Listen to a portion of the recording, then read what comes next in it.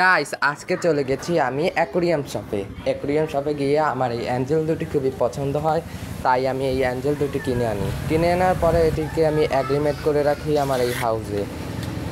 অ্যাগ্রিমেট করার কিছুক্ষণ পর আমি এগুলোকে এখন ছেড়ে দেব।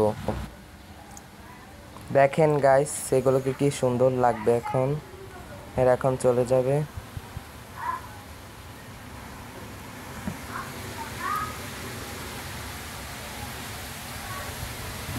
আমার হাউসে আরেকটি ফাইটার মাছ ছিল, এই দেখেন গাইস এখানে ও আমাকে দেখেই উপরে